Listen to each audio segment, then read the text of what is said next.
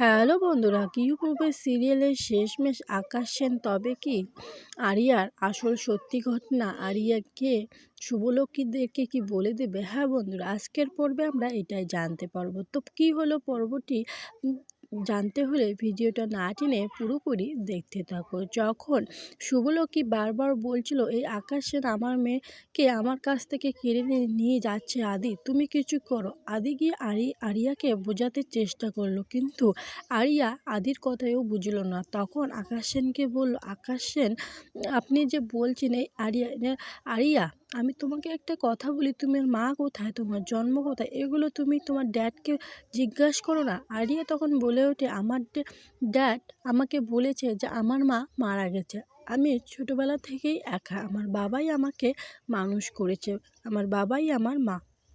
যখন শুভলক্ষী আরিয়ার মুখ থেকে শুনতে পারে যে আরিয়ার মা মারা গেছে, তখন শুভলক্ষী যেন থমকে যায়।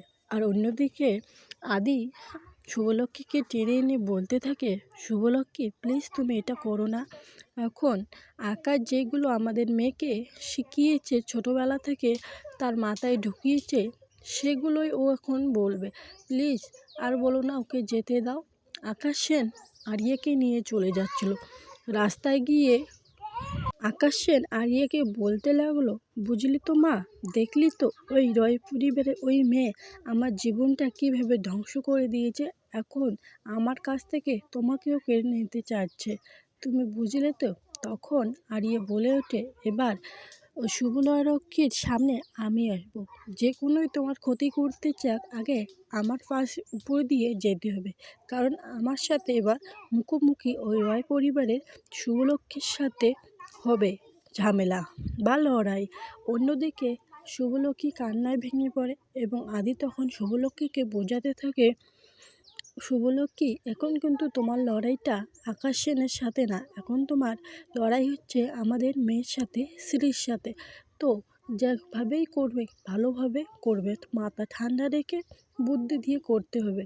শুভলক্ষী এই কথা শুনে বলতে থাকে, হ্যাঁ আমার ভালোবাসা দিয়ে আমার মেয়েকে আমি একদিন ঠিক আমার কাছে টেনে আনবো, ওই আকাশ সেনকে আমি শাস্তি দেবই দেবো, কোনোভাবে আমার মেয়েকে আমার কাছ থেকে কেড়ে নিতে দেব না। অন্যদিকে মোহনা ভাবতে থাকে, তার মানে এতদিন দাদা আমাকে এই কথাই বলে এসেছে যে আমি শুভলক্ষীর চোখের জল শুকাতে দেব না, এমন বড় আঘাত করব যে শুভলক্ষী সেটা কোনোদিনও কল্পনাই করতে পারবে না। তার মানে এটাই দাদার আসল চাল, আমি বুঝতেই পারিনি, হে ভগবান দাদা এটা কেন করছো। হ্যাঁ বন্ধুরা, তো কি তারপরে কি হলো জানতে হলে চ্যানেলটাকে সাবস্ক্রাইব করে বেল আইকনটি প্রেস করে দাও।